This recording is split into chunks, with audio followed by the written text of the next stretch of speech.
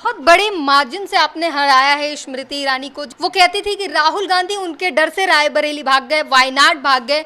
इन सारे बयानों पर आप क्या कैसे देखते हैं और क्या कहें? पहले तो कहा जाता है उत्तर प्रदेश से भाग गए, जब आ गए तो फिर उनके सुर बदल गए। अब उनको हमारी पार्टी के मुद्दों पे बोलने का कोई राइट नहीं है। हमने तो नहीं कहा कि मोदी जी गुजरात छोड़ के क्यों यूपी आ गए। देखो, हम लोगों ने इलेक्शन को पूरा मुद्दों पे रखा, ठीक है। हमने उनकी पिच पे जाके खेला ही नहीं, हमने अपने मुद्दों पे फोकस किया।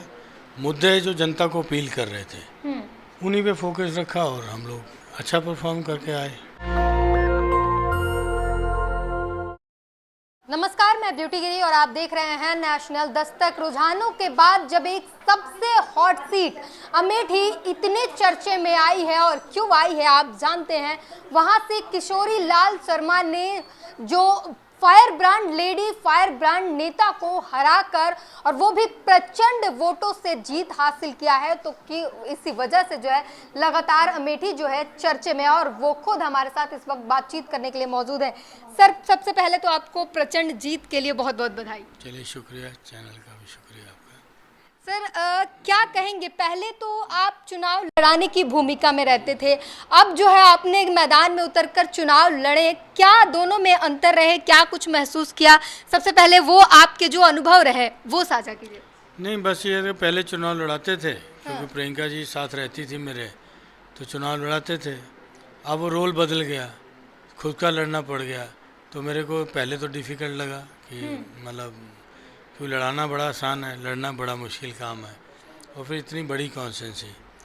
तो फिर मेरे को मन में पहले डर था, लेकिन जब मैंने नॉमिनेशन किया तो वर्कर्स की जो मैंने देखा, वर्कर्स के मैंने उनका मन पढ़ लिया कि मतलब अब ये साथ देंगे और बात बन जाएगी, और बात बन गई। ठीक है, ये एक बहुत बड़े मार्जिन से आपने हराया है स्मृति ईरानी को, जिसको लेकर जश्न भी खूब मना है।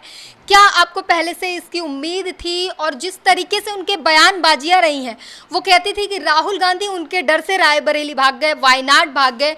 इन सारे बयानों पर आप क्या कैसे देखते हैं और क्या कहें? पहले तो कहा जाता है उत्तर प्रदेश से भाग गए, जब आ गए तो फिर उनके सुर बदल गए, ठीक है।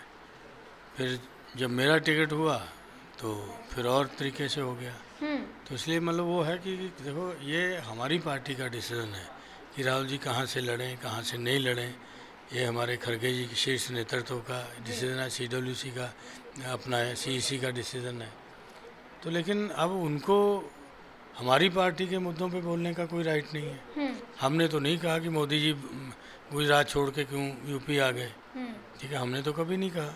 भाई, देश है, देश के अंदर कहीं से भी आप लड़ सकते हो जाके। तो राहुल जी नेता हैं, तो उन्होंने वायनाड चुना, तो वायनाड से ये हुआ। और जब उन्होंने सोचा कि अमेठी से भी करना, तो अमेठी से, रायबरेली से भी चुनाव लड़ा उन्होंने। एक जो बड़ा सवाल ये भी बनता है कि सांसद थी वहाँ की, और खूब जाके चुनाव प्रचार के दौरान स्कूटी से जाते हुए दिखती थी, जनता से मिल रही थी, लेकिन आपकी जो है ज़्यादातर चुनाव लड़ाने की भूमिका में थे, ज़्यादातर जो है नेता की भूमिका में नहीं रहे। अब ऐसे में आपकी इतनी बड़ी जीत, तो फिर ये एक फैक्टर क्या रहा, एक बड़ी चीज़ ऐसी क्या रही जिसके लिए स्मृति ईरानी को जनता ने वो भी बड़ी संख्या में नकार दिया और आप पर भर के प्यार लुटाया है? तो वो फैक्टर क्या रहा? नहीं, फैक्टर क्या कि देखो, हम लोगों ने इलेक्शन को पूरा मुद्दों पे रखा, ठीक है। हमने उनकी पिच पे जाके खेला ही नहीं, हमने अपने मुद्दों पे फोकस किया। मुद्दे जो जनता को अपील कर रहे थे उन्हीं पे फोकस रखा, और हम लोग अच्छा परफॉर्म करके आए। जी, अभी जो है राहुल गांधी 2 सीटों से प्रचंड बहुमत से वो भी वहां पर जीत चुके हैं, अच्छी खासी वोट मिली है, लेकिन अब कानूनी तरीके से एक ही सीट पर रहेंगे। तो आपके अनुसार क्या लगता है, वो कौन सी सीटों को छोड़ेंगे, किस सीट पे रहेंगे? और फिर ऐसे में कयास ये भी लगाया जा रहा है कि प्रियंका गांधी की एंट्री हो सकती है, तो क्या कुछ हम चल रहे हैं मामले? तो ये जो क्वेश्चन हैं आपके, ये तो परिवार से रिलेटेड क्वेश्चन है, लेकिन मैं तब भी कहूँगा कि व्यक्तिगत राय मेरी है कि राहुल जी रायबरेली से रहें और प्रियंका जी हाउस में आए। वो कैसे आए, ये डिसीजन कांग्रेस पार्टी को करना है। तो मतलब ये अंदाजा मतलब लगाया जा सकता है कि राहुल गांधी वायनाड और रायबरेली से प्रियंका गांधी फिर से लड़ सकती है? नहीं, ये तो फैसला परिवार को करना है ना, लेकिन मेरी इच्छा है कि राहुल जी रायबरेली से रहें और प्रियंका जी हाउस के अंदर जाएं। जी। तो ये मतलब है मेरा कहना। ठीक है। एक सवाल ये भी है कि एक आखिरी सवाल सर, कांग्रेस इतनी बड़ी पार्टी रही है और अच्छी खासी इस बार जो है सीटें मिली हैं कांग्रेस को, बावजूद उसकी वो परफॉर्मेंस जितनी जान आप लोगों ने लगाई थी उतनी जान से हैट्रिक कभी नहीं मार पाई। 99 सीटें रही कांग्रेस की, तो क्या वो कमी रह गई? आपको क्या लगता है कि कहाँ पर आप लोग से चूक हो गई या क्या वजह रही कि जनता ने उतना प्यार नहीं लुटाया या उतना भरोसा नहीं जताया कांग्रेस पे? देखिए, ये तो जब हमारी लोग बैठेंगे, शीर्ष नेतृत्व बैठेगा, तो वो बात करके इसका तो निर्णय लेगा क्या कमियां रही। क्योंकि मैं तो सिर्फ अमेठी रायबरेली तक ही हूँ। ठीक है।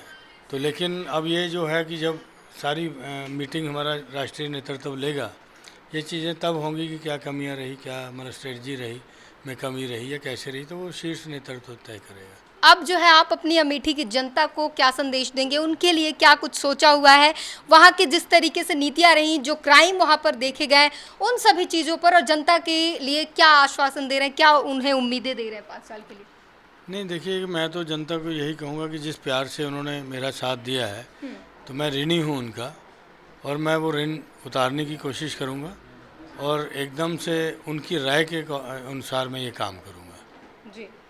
तो ये हमारे साथ किशोरी लाल शर्मा रहे, जिन्होंने प्रचंड मतों से स्मृति ईरानी को हराया है। और स्मृति ईरानी जो फायर ब्रांड नेता रही, जो तमाम राहुल गांधी को कहती रही कि वो उनके डर से उत्तर प्रदेश छोड़ के चले गए और उन्हीं के डर से वो अब रायबरेली के बाद इडली चले जाएंगे, उस स्मृति ईरानी को इन्होंने प्रचंड मतों से हराया है और अब जीत दर्ज करके संसद जा रहे हैं। अब देखने वाली बात होगी कि आने वाले समय में ये अमेठी के लिए क्या कुछ करते हैं, अपनी अमेठी की जनता को कितनी बड़ी सौगात देते हैं, आने वाले समय में हमें पता चलेगा। इस पूरी बातचीत पर अपनी प्रतिक्रिया जरूर दीजिए। कैमरामैन आशीष के साथ ब्यूटी गिरी, नेशनल दस्तक।